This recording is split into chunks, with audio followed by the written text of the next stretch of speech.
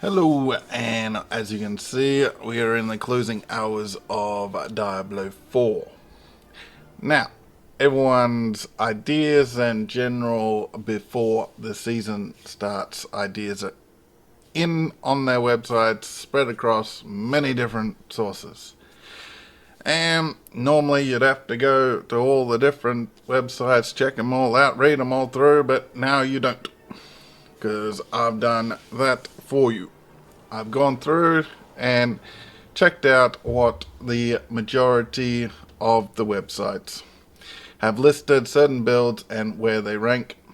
Now, these are just general ideas before the season, but they should be quite in line because of the pre-season testing. Now, we're going to use a tier rating, and we're going to rate them on leveling, and then we're going to rate them on endgame.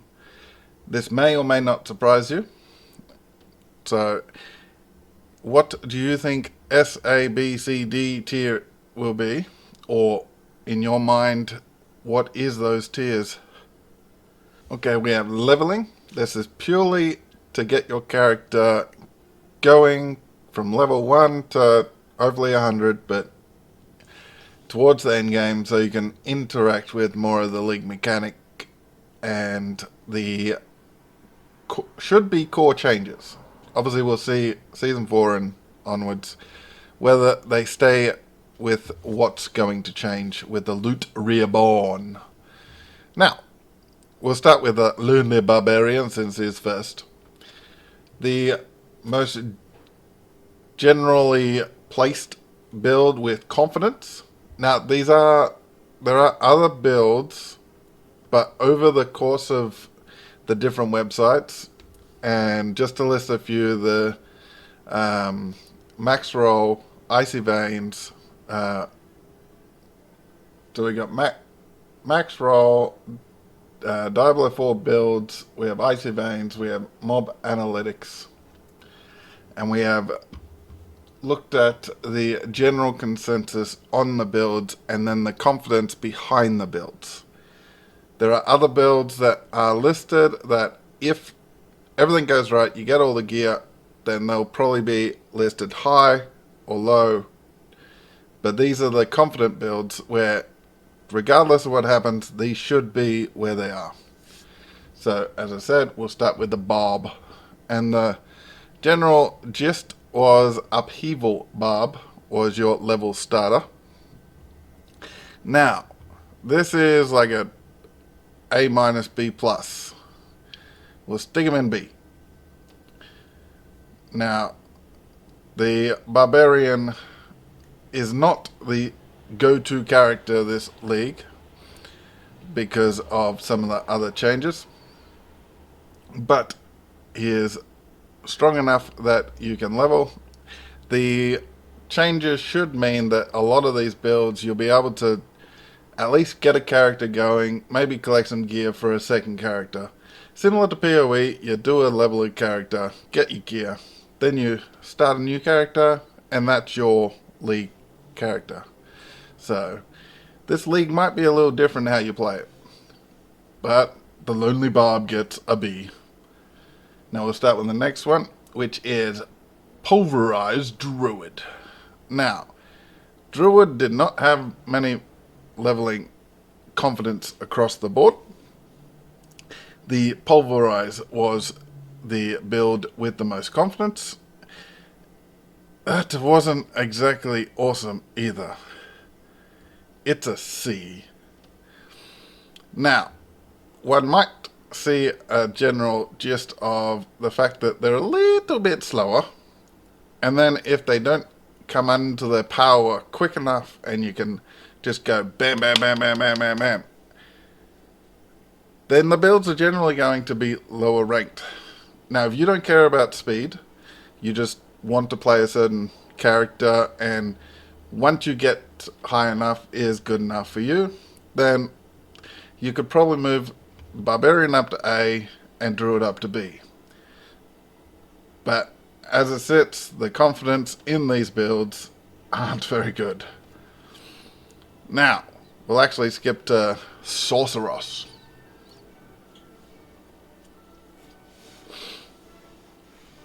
Now the Sorceress was interesting. The Sorceress had a couple of different builds, but not necessarily the same builds across the board. The consistent one that was highly rated and should work for you is the Chain Lightning Sork. Now this Chain Lightning Sork puts the Sorceress at an S tier. There is very high confidence that this will be a very good leveling build. One thing to keep in mind, your leveling and your endgame, not necessarily going to align with the same build. That's why I said you might want a level character and you might want a character where you're aiming to do content.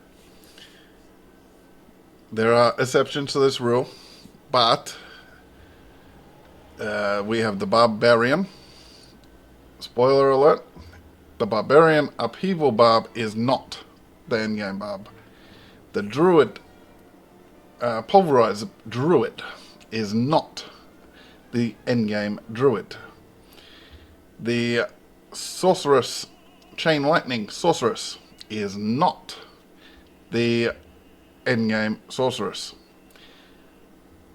And like everything else, the Rogue we have in a very comfortable slot, but the general build that you want to play it to level it is a Barrage Rogue. And like the rest of them, that is not your endgame build. Now the Rogue has been pretty consistent over 4 seasons. So if you've played a Rogue before, you should be able to level pretty much the same as everything else. Pick your Barrage Rogue, which is the consistent across the board, your go-to Rogue to level this season. So currently we have Sorceress, Rogue, Barbarian, Druid. Does that mean D for disappointing is Necro?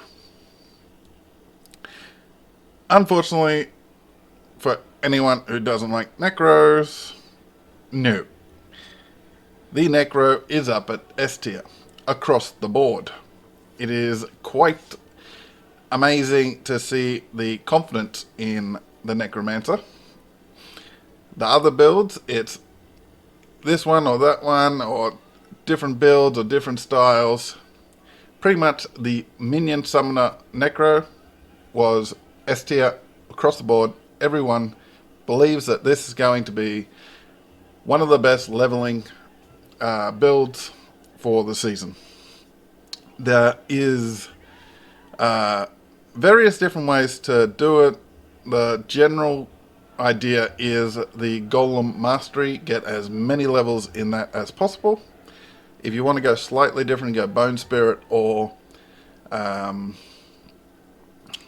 anything like that, you go levels in Macabre and the Bone Spirit and some of that sort of stuff. But that is our leveling ratings. So we had our leveling characters, where the Minion Summoner, pretty much if there was a tier above S, the Minion Summoner would actually be on that, and the Sork would be on S tier. And then Barrage, and then Barbarian Druid would be either, except for the Druid would be lower than the Barb on general. If you're a Druid fan or a Barb fan, then you'll probably have them higher because you like it or you know how to do it a little better than some other people. But yeah, endgame. This is, I picked so you can do the Pit and Nightmare Dungeons. This was, for most of it, quite hard to actually put them where they are, because I had to find a build that across the board was generally in the same category. It's amazing how many different ideas and everything people have. So these might actually change. If you're keeping an eye out for the endgame stuff while you're leveling, this tier for across the board might change for everyone based on how it plays. Because there wasn't a lot of confidence in a lot of the builds people might play because they are, in theory, going to be good. Now, we'll start with the Barbarian again. The Barbarian has a Whirlwind Barbarian, Whirlwind Hota Barbarian was the general gist. He only managed a B rating. Now, this does not mean it's stuck here. There are some of the builds that didn't have the confidence across the board. Like the Bash, Double Swing was a one listed higher, but the confidence across the board wasn't there. So, unfortunately, the era of the Barbarian is not this season, based on early tier ratings. Now, as a lonely druid, who was the worst leveling across the board. And remember, the leveling guide for the Barbarian was Upheaval Barb. Pulverizing Druid turns into a Wenado Druid. And this had very good confidence across the board, and it surpassed the Barbarian and went to S tier. So as you can see, if you like Druid and you want to go end Druid, you might start here leveling, but then you'll have a good chance of ending up in an S tier build if you want to run Nightmare Dungeons and the Pit.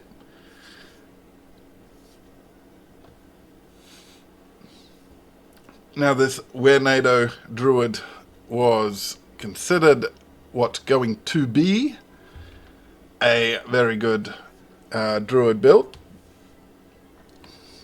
So, the other ones weren't, pretty much no confidence in a lot of the builds. That's pretty much the only build that people have confidence that should be S tier. We go to the Sorceress again. Now, the Sorceress, if we remember, we had Chain Lightning Sork, which was considered an S tier leveling Sork. You then become a Blizzard Sork. This is generally A plus, S minus sort of build.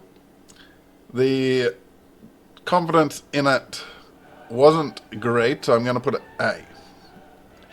There was more confidence that the Druid was going to be an S tier than there was the Sorceress. But, like I said, if everything goes well for you, or everything goes right for the league, this might be up here more than it is A. But we have the Blizzard Sork. Now, the Barrage Rogue, who was sitting comfortably at A, but wasn't really positive, wasn't really negative. The Rapid Fire Rogue is your endgame confidence, is A. So unfortunately, the Rogue pretty much sits on A. Not good, not bad. We have the Lone Survivor.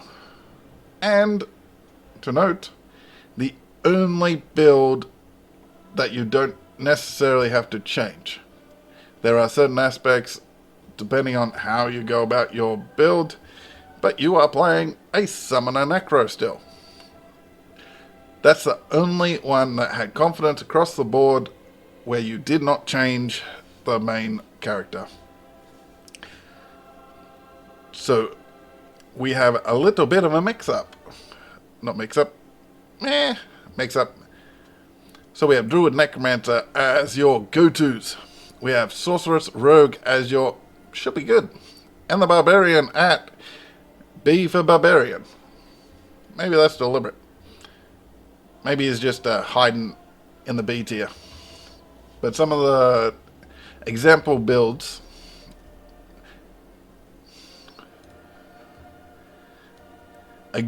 build for a minion necromancer.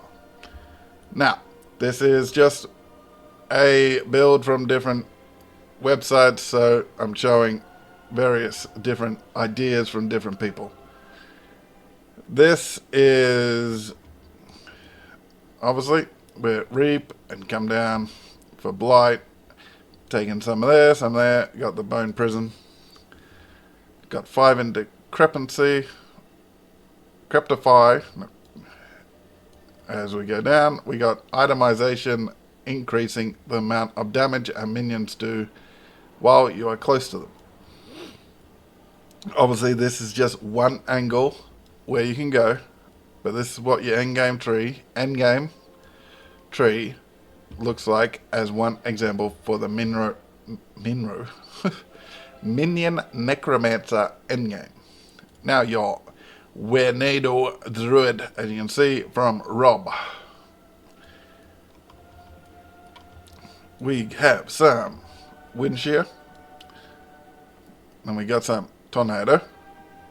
Where else would you get a Wenado in? As you can see, we're coming down. Not many points being spent anywhere. Just weird and wonderful. Got it all there and down there. So as you can see, Wenado Druid endgame. The Whirlwind Halter Barbarian. We have Lunging Strike.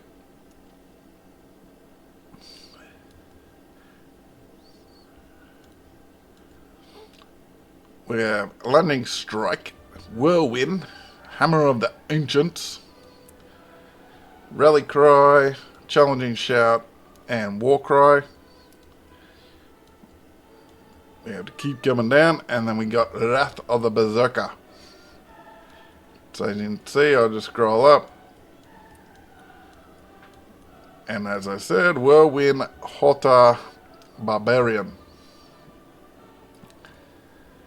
Now we move on to the Rapid Fire Rogue.